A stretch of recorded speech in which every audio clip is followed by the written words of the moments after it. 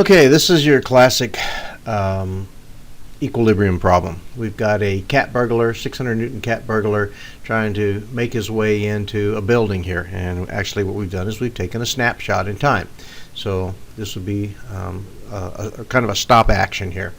So we can see here that we've got the tension in 3 of the cables, and they want us to solve for the tension in each cable. T1 on the x-axis is totally unknown. T2 on the inclined axis, again, it has a force that's unknown, but we do have an angle of 37 degrees that we know about that. So in T1 and T2 we have no forces known, but we do have angles.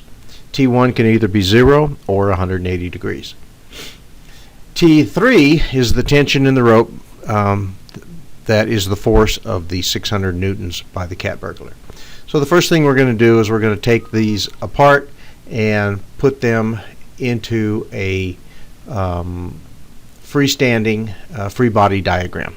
So you see the free body diagram, T1 pointing in the direction of really 180 degrees, T2 pointing in the direction of 37 degrees off of the horizon or off of the horizontal, and T3 straight down at 600 newtons. So the first thing that we need to do then is break our forces up into their x and y components. T1, and I'm going to use 0 as the reference. Again, you could have used 180 degrees, but I'm going to make the force as T1 in the negative direction, cosine of 0. The y component then becomes T1 minus in the sine, take the sine component. So both of those we have referenced to 0. T2, we're going to use the 37 degrees off of the horizontal. T2 cosine 37 degrees, T2 sine of 37 degrees. T3 then, we only have our 2 components, nothing in the x direction, but everything in the negative y direction at 600 newtons. So what we need to do then is write our 2 force equations in the x and the y direction. So we're going to sum the forces in the x direction, set it equal to 0, sum the forces in the y direction, and set it equal to 0. So in doing so, the sum of the forces in the x direction, then the expression becomes T2 cosine 37 degrees minus T1 cosine of 0 is equal to 0. So that's our first one. Our second expression then becomes summing all the forces in the x direction. T2 sine of 37 degrees plus T1 sine of 0 minus that 600 newtons for the burglar is equal to 0. So really what we have here is the classic algebraic simultaneous equations. We're going to set this up so that we can write one in terms of the other. We're going to choose the sum of the forces in the x direction. This is convenient because we have just 2 terms, and we're going to set one equal to the other by moving the T1 expression to the other side, the right side of the expression. So we have T2 cosine of 37 degrees is equal to T1 cosine of 0 degrees. Now I can move terms around. I want to get T2 by itself because I'm going to use that for a substitution later.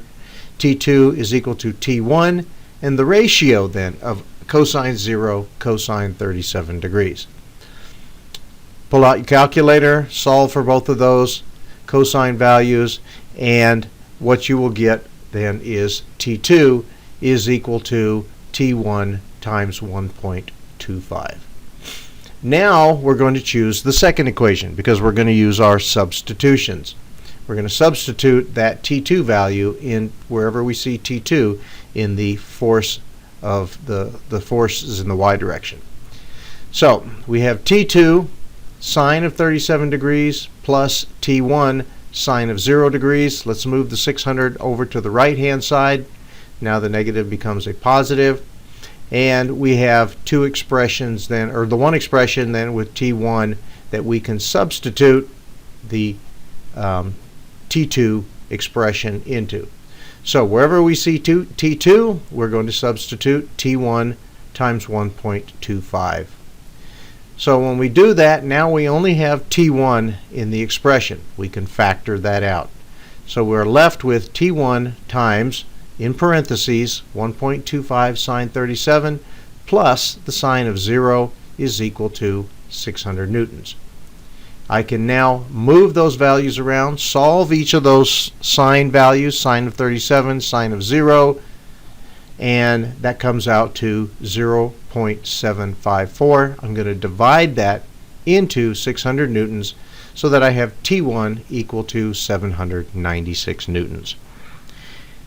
Now I can take that value, plug it back into the expression that we solved for T1, and solve for T2. T2 then is equal to, remember, T1 times 1.25. Multiply those two terms together, substitute 796 newtons times 1.25, and we get a value of tension in T2 at 997 newtons. So you can see on the bottom of the right hand side in red, all three of the values now have been solved for by using the static equilibrium relationships, summing the forces in all directions and solving one in terms of the other. Thank you.